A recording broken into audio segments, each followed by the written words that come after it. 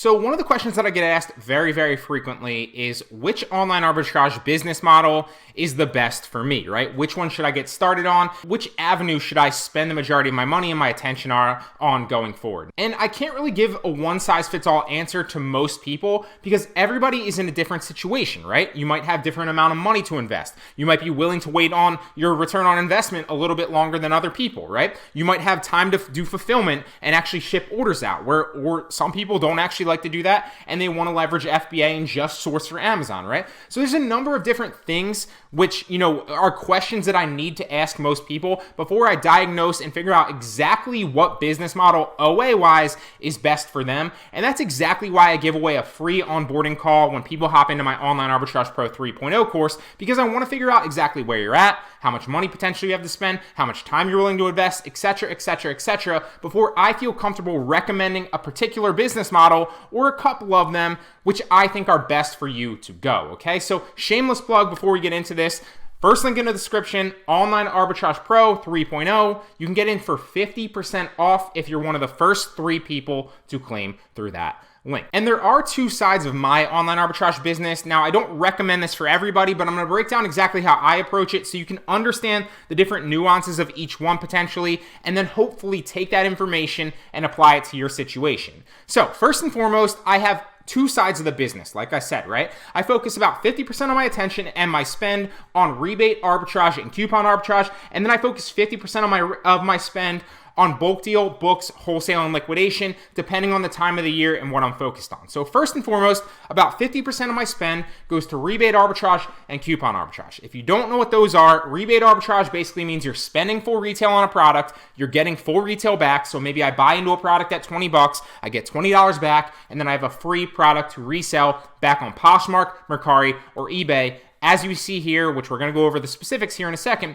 I intend with these 2 business models now to resell back on eBay, Poshmark, and Mercari, okay? So that is rebate arbitrage. Coupon arbitrage, you are literally buying into a product that might be $20, but you're getting a coupon code from the seller to maybe buy that product for 50 cents, maybe $1, maybe $3. It depends product to product. Now, there are a million different rebate sites. There are a million different coupon sites, and I have playlists on both of them. I will drop them at the bottom of the description if you want to check them out and learn a little bit more about them and some of the websites that you can source from. Now, like I did say, I spend about 50% of my money and my time focused on rebate arbitrage and coupon arbitrage. The reason being, yes, I do content creation, and that pays me very well, right? I create courses. We all know the premium course that I just plugged. Obviously, I create Udemy courses, Skillshare courses all over the place, and they pay me very, very well, right? And it's passive income. I also do online arbitrage in a more scalable fashion, like we're going to talk about here in a second, and I don't need to invest as much time in fulfillment. But that said, me personally still love the rebate and coupon arbitrage business model when you're fulfilling it yourself, because it's basically free cash flow with barely any risk, right? So to outline some of the benefits and the negatives and why I focus on this, I do intend, like I said, to resell these back on eBay, Poshmark, and Mercari. You're not selling these back on Amazon anymore. I've covered why I don't do that. Some people do. You can, but that's not something I want to get into today's video. So I do handle the logistics when I do this, right? The distribution and the shipping myself. I get these products, then I send them out through eBay, Poshmark, Mercari to those buyers, literally myself. I do it every morning. A lot of people are like, oh, I don't have the time for this. I barely have any time, regardless on what I do. I'm sure you're very, very busy too. That said, if I can do it, it only takes me about an hour to source in the morning, right, for all these things, and do the fulfillment myself, right? Package a few things up and ship them in. I got one going out right here. I got one right there. I've got a couple books over there that I'm fulfilling, merchant fulfilled, because I'm trying to go after maximum approval on Amazon. So it barely takes me any time in the morning, and it can be anywhere from like 2 items all the way up to like 20, depending on the day. At the end of Q4, it was really getting kind of out of hand, and it was taking me like 2 hours, but that's not most days, okay? So it is easy. It's very, very low risk, and it's consistent cash flow, okay? Because you're getting these products super, super cheap or free to your door barely spending any time to source them, so you're not going out to like stores or Goodwills or thrift shops or anything like that, or garage sales, and spending time and doing product research, you're literally getting free and very, very cheap products to your door, which you can then resell back online for 100% or very, very high profit margins. I also use a cashback credit card to make extra money on those purchases. So there's two that I recommend. I'll link them in the description. I think you can get like a $50 credit or a $40 credit depending on the card. I haven't looked into that in a while. It helps both of us out. You get a credit on your statement, so do I. The one that I use most is the Discover It card. The other one that I use is the Amazon Store card. They both work very, very well, and they both give you high cash back because a lot of these, the majority of the rebate arbitrage and the coupon arbitrage products, if not practically all of them, are going to be purchased on Amazon, okay?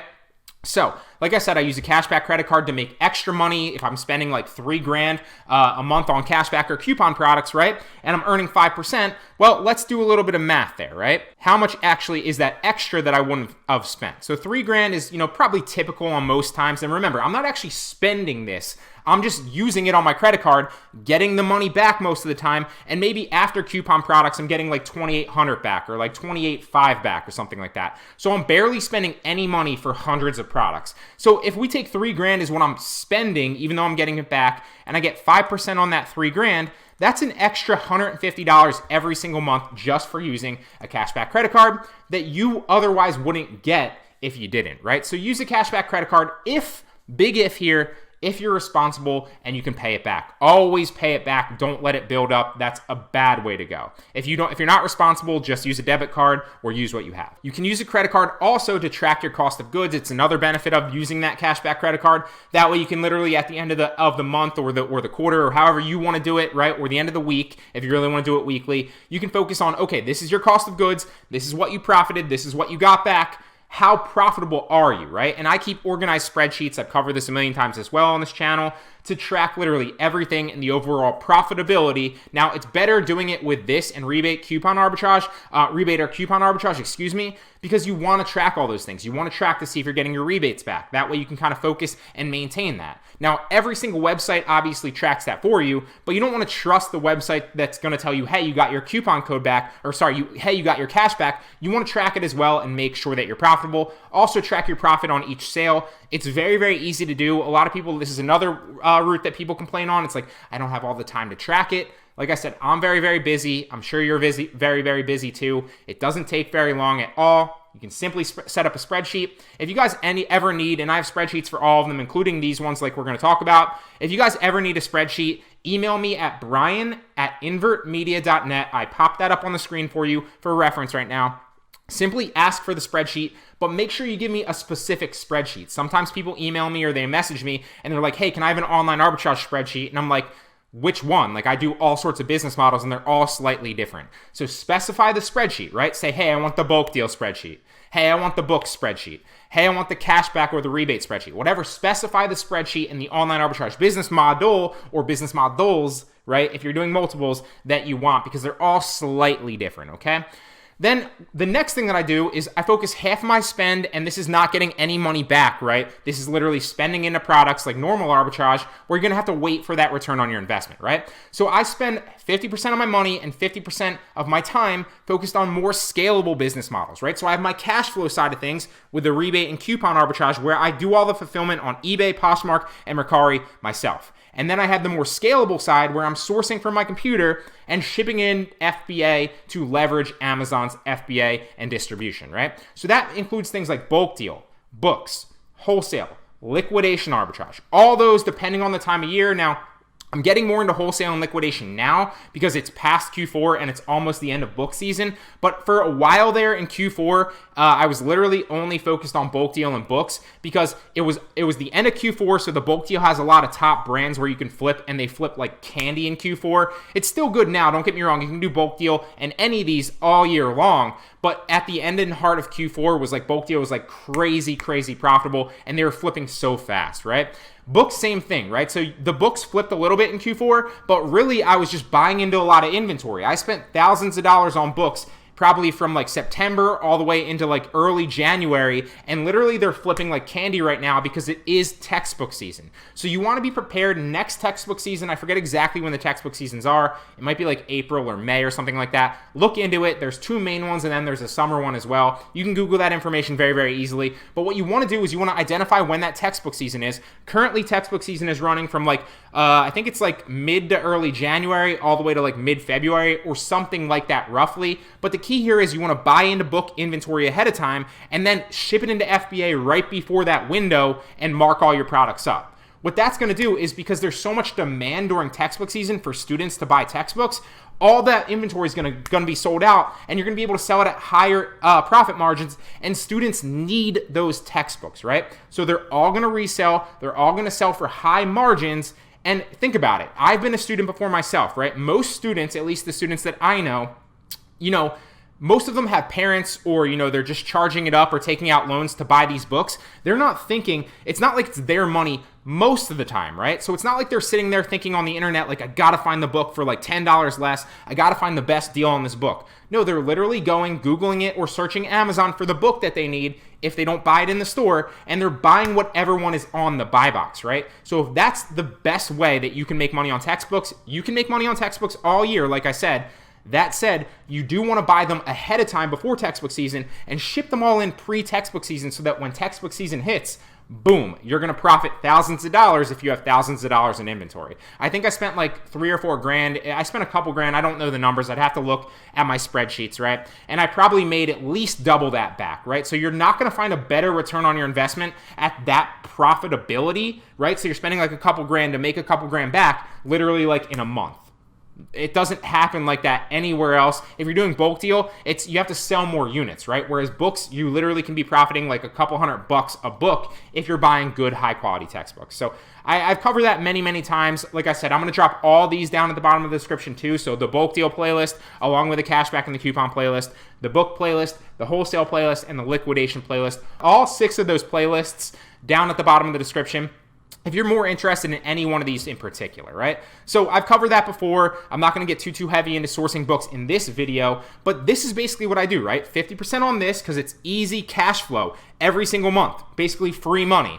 And then 50% of the more scalable side of business, where I'm spending my money and letting Amazon do all the fulfillment, the distribution, the customer service, and I'm leveraging FBA and their employees' time, right? With these specifically, my intention is to resell back on Amazon, and I'm sourcing with specific product listings in mind, right? So I'm looking for a book, I'm finding that product listing, and I'm seeing, okay, what is the competition on that look like? What's the sales velocity, right? Is it going to be profitable reselling it back on that listing, okay? Whereas the other ones I'm focused on reselling on other platforms, eBay, Poshmark, and Mercari, where this I'm specifically focused on reselling back on Amazon, okay? Little bit of discrepancy there, right? And like I said, with that, you're able to actually judge the potential sales velocity, the competition, and how deep, more importantly, you want to go into inventory. Because you can obviously look at the competition, you can look at the keep chart, right? And you can also look at the potential sales each month and how much it's actually selling, so you know how many of that specific book or that specific, product to buy and ship in, okay? You can leverage FBA, which is huge. That's why it's way, way, way more scalable. Now, there are higher ROIs here with bulk deals and books and wholesale and liquidation, although it is more risk, because while you can look at the the sales velocity and get a good identifier of how much it's selling and what the competition is, you are not, guessing's the wrong word, but there isn't necessarily a sure thing here. You can do everything, obviously throughout the checklist that I go over in all the tutorials, and make sure that you're as close to sure as possible. But at the end of the day, bestseller ranks change, competition changes, sales velocity is going to change, and all that stuff changes. So it is a little bit more of a higher risk, especially because you're spending actual money to make your money back. Whereas a lot of these, if you're buying coupon products, you're only risking like $1 or $2 here and there. When you're buying rebate products, you're literally getting all your money back. So you're only really risking your time to fulfill it. Whereas with these, you are risking higher amounts of money, right? So if I'm buying into a book that's going to, make me $200, chances are I probably spent like $50 to get that, or like $30 to get that, or like even like $90 to get that. Whereas it can resell back on Amazon for like $100 or $200 or $250, right? So it is a little bit more higher risk, and you do have to, wait a little bit, potentially longer, for your return on your investment. Now, if it's bulk deal, You might not be waiting as long, but you might be spending like 15 bucks to make like, $5 after all the fees and your product sells, right? Maybe you're buying it for like 15, the product sells at 30. After all the fees and shipping into FBA, you're only netting $5, right? So it is a little bit more higher risk. The margins and the ROIs can be higher typically, although you do have to have less time. One of the benefits though is you do have less time invested with like listing and fulfillment and shipping out if you don't like that type of stuff, right? You can spend a lot more time, and people always ask me this, is like, how much time do you spend? What are the best websites? Use them all, right? But one of the best things about this is you can spend a lot of time sourcing, because once you do find a couple good products, you can buy a lot of that product, whether it's bulk, whether it's books, whether it's wholesale, right? If it's liquidation, it's a little bit different because you're buying a pallet, but you can focus on the liquidation arbitrage playlist if you're interested in liquidation, okay? So I also use a cashback credit card and make extra money on these purchases, same thing. And I also keep organized spreadsheets to track everything and overall profitability with these. Although I am looking into an inventory lab to actually test that out. I don't personally want to recommend that yet because I haven't actually set it up and kind of mastered it myself. But obviously, if there's a good software out there like Inventory Lab or something that can actually do that for you and save you time, I'm a big proponent of that. But I want to learn it and master it first before I'm comfortable recommending it to you guys. So I hope you like this outline. That is the two sides of my online arbitrage business. One where I do the fulfillment, but it's less risk and it's easy cash flow. And one where I leverage FBA and they do the fulfillment, right? And it's a little bit higher risk, but a little bit higher returns on my investment. So hope you guys like this. Any questions, drop them in the comment section down below. I would love to help you out with it.